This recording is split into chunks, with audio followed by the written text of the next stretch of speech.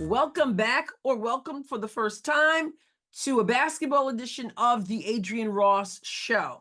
Now, by now, if you're a basketball enthusiast, if you've been following the WNBA, if you've been following the Olympics, wherever you fall in there, you probably have seen the numbers of the attendance in the USA versus Japan basketball game over there in Paris. And if you've seen them, then you know they were, shall we say, low. We're going to take a look at those numbers, and then we're going to talk about it. And we're going to talk real talk. We're going to get real. Let's take a look. Here you see all the games, the women's games. First, let's look. We've got Spain versus China. They had 27,021 in attendance. Then let's look at Serbia. Serbia took on Puerto Rico, and they had 15,324 in attendance. Nigeria versus Australia, 24,023 in attendance. Germany versus Belgium, 20,211. You couldn't make this up, because France and Canada, 20,211. Now we get to the point of what we're talking about today, and that is the US game versus Japan. You know, the game where the Japanese dude held the sign about Caitlin Clark? Yeah, that game. USA versus Japan, 13,040 in attendance. Yeah, 13,040 in attendance, the lowest of all of these other games. And here I'm on Future of the Retro Twitter page, or X, and it says that's over 8,000 below the average attendance over the first couple days.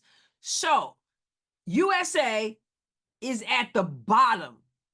I mean, people would rather see Serbia play than see USA play.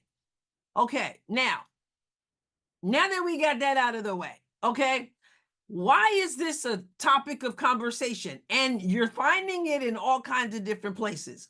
Well, you're hearing people say, we told you that people weren't interested in coming to these games and showing up live if Caitlin Clark were not in the building.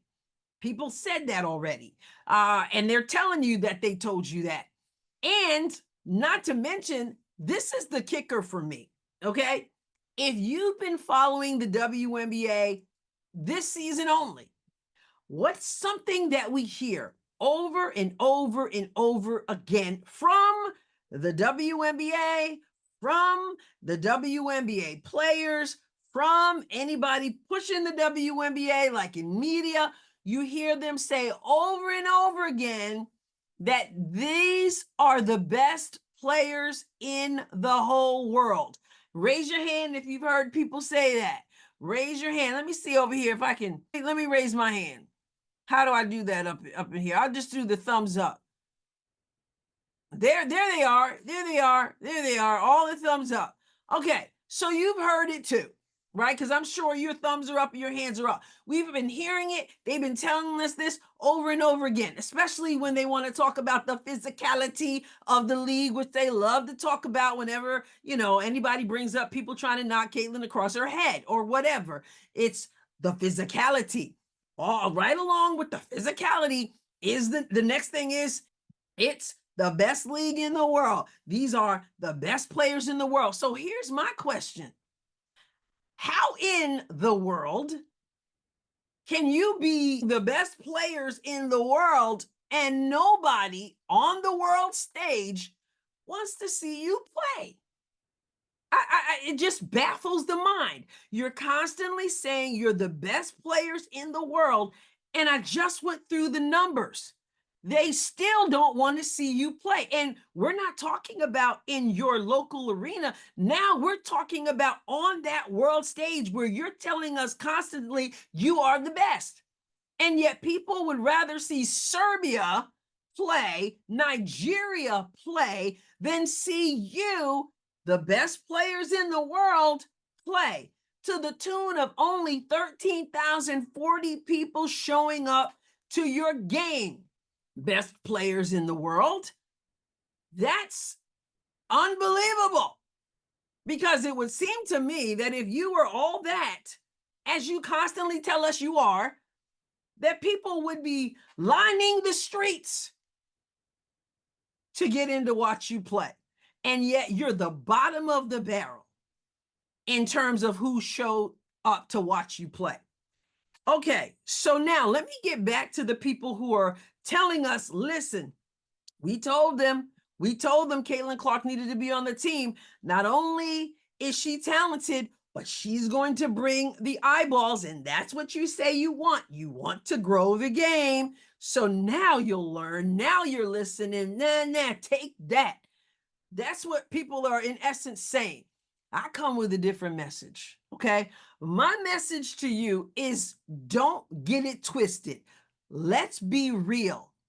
They don't care. They don't care. Even with 13,000 showing up on the world stage at the Olympics with the greatest players in the world, only that amount showing up, the WNBA, Team USA, all the talking heads about the best players in the world and the best league in the world, they don't care about the low numbers. Well, what do you mean they don't care? Everybody ought to care. Listen, let me explain something first of all. These players are used to not filling a house, okay? They're used to it. There's something about getting used to something that removes the shock factor. It's sort of like whenever you get a player who is wired to win and they are playing with a team accustomed to losing, they're about to bang their heads against the wall. Meanwhile, after the game, the player used to losing, the player accustomed to losing, got their ear pods in, singing their song. They have become accustomed to a culture of losing. WNBA and WNBA players, now I'm going to say there are exceptions to everything, but as a system, as a machine, as an establishment, they're used to people not showing up, even while they talk about how they're the greatest team or the greatest league or the greatest players in the world. So they're used to that, okay? Are some of them embarrassed? Maybe. But listen, when people tell you something, you need to pay attention. Cheryl Reeve was asked about fans back on her home court when they asked her about Caitlin Clark's fans showing up to Minnesota. And Cheryl Reeve, coach of Team USA, she made it plain. I don't give two SHIDS. I don't care. I don't even give one Dookie, okay? I'll use Dookie. She already told you.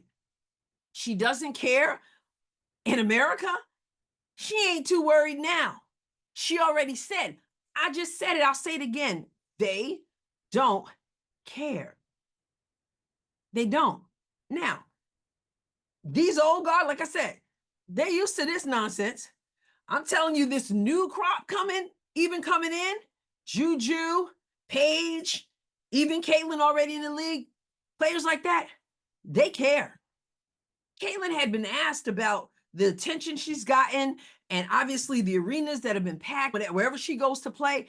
And, you know, she's appreciative of it. And yet I heard her say she's used to that in college. This isn't new for her to have all these fans. What would be new for her is to go over to Paris and see the stadiums only filled with 13,000. But of course, if Caitlin were there, that would not even be the case. But they don't care. They don't care. Let me explain something to you guys. Maybe you didn't see it, but early on in the season, when there was all this talk and all this whining about it's about us and Mad and Caitlin, and it's because she's white and other people should be getting attention and it's not fair. All that stuff, all the whining and stuff, even though everybody stood to benefit, as we saw with charter flights as one example, but everybody stood to benefit. And I did a video. And I shared a story in this video, and I'm going to share it here because some of you probably didn't hear it, but it applies. My background is in teaching. I taught 20 years, 7th grade, almost 20 years, 7th grade English. There was a student. I didn't give his name the first time. A couple times I shared this story, but his name was Dave. I won't give his last name. Dave, although I could because it's not a bad story. But Dave played 7th grade basketball. Now, all the kids knew I played basketball. In fact, I played with them all the time, lunchtime, before school, all that. So I had good relationships with my students, and we talked about their games and all that. So he was playing for junior high. He went on to play high school, and he was a good player. But in 7th grade, I remember asking Dave, whatever sparked the conversation in class, I said, now, Dave, you get 2 options. Number 1, you can score 25 points, and whatever number it was. I don't remember if I said 25. It was a lot of points. You can score 25 points in a game and lose the game. Or you score nothing or next to nothing in the game and your team wins the game. Which would you pick? That's what I asked. I asked the class. Again, you got 2 options now. What would you rather? You score, say, 25 points and your team loses, or you score like nothing, but your team wins? Dave thought about it. You got to kind of know Dave to know how he thought. Really interesting. That's a story for another day.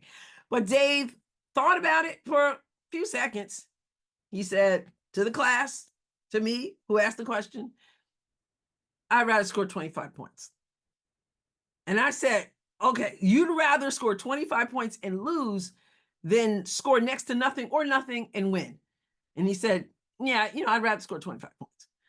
Now, I can't fault Dave because Dave was in 7th grade. Okay. Like I said, he went on to play basketball in high school as well, was a great player. I'm assuming that, if I asked him that question when he was a senior in high school, he would have a different answer. But so I'm not going to ride his tail too much on that one. But that's what he said. In other words, I would rather lose and get mine and be the man and have people think it's all about me than to actually take a little bit of a backseat and win the big picture. And that's exactly what he said. And I relate that to the WNBA. I said it early in the season. I said, I know that there are players who would rather go back to basic obscurity, nobody paying attention, nobody watching their games, nobody tuning in, if it means that Caitlin Clark didn't get the accolades. They would rather lose big picture in order for them to be able to feel like they won. Like it's about me. It's about people. It's me too.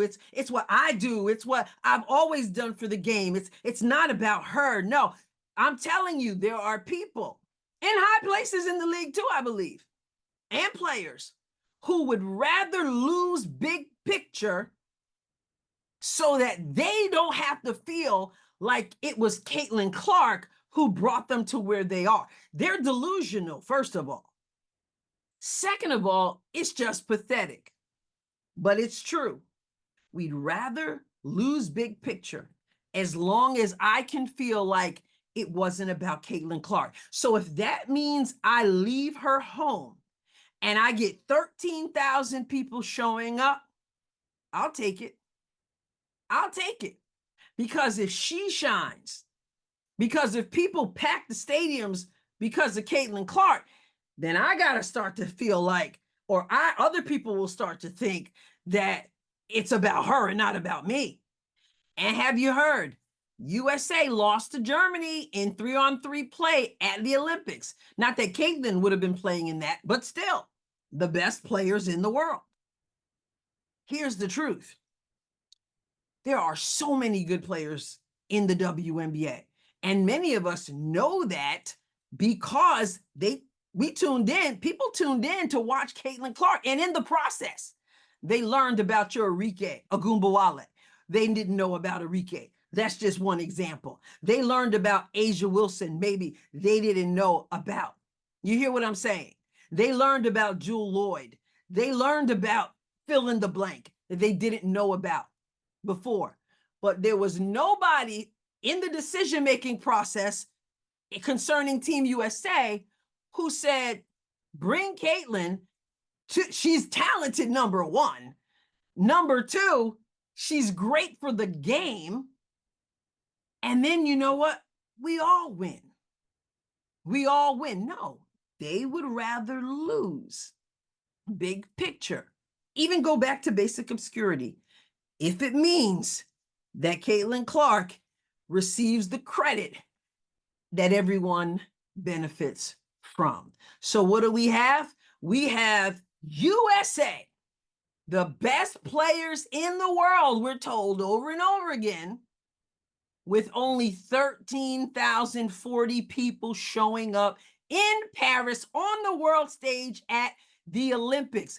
And I'm going to tell you what I said before. They still don't care. And that's just the hard truth about it. Guardians of Liberty is proclaiming liberty throughout all the land. They have fascinating speakers to engage, educate, and empower you. Invite a friend to attend Guardians of Liberty meetings. The next meeting will be August 13th at 5:00 p.m. at Delmonico's in Jackson, Missouri. The guest, Jeanette Finicum. The topic, Death by Labels, Murder by Government. The Lavoy Finicum story. Guardians of Liberty. Remember, proclaiming liberty throughout all the land. Every car owner knows how important it is for the car to run properly. And it doesn't run properly if the transmission doesn't run properly. DL Transmissions is home of the free transmission inspection. Their free inspection includes a comprehensive road test with a top technician with state-of-the-art scanning equipment and a detailed consultation with Daryl LeGrand. If you think your transmission is not working right, call their office. It's 573-334-8726. Or stop by their shop at 783 South Kings Highway in Cape Girardeau, Missouri. If you've been around the Adrienne Ross Show YouTube channel for any length of time, you've got to be familiar with Da Pope B. Frank and his YouTube channel, in which he brings us a lot of Caitlin Clark content. He also dropped a song called CC22. It's absolute fire. And now the t-shirts are available. The t-shirts that have a QR code that take you to a video of CC22. Listen, go to his website. It's justbeingfrank.company.site. You can see how it appears right there on your screen. When you go there, click shop and check out the t-shirts, which come in different colors. When you go there, make sure that you type in ARS-22T. That lets him know that you're coming to his site from my YouTube channel. Da Pope B. Frank with the Caitlin Clark. All right, I done said what I had to say. If you haven't subscribed to the channel, please do so. If you have subscribed, thank you so much. We are over 15,000, heading on to 16,000. Subscribe to the channel, please. Tell your friends, like, share, all the good stuff. I'll catch you next time, God willing. God bless you abundantly.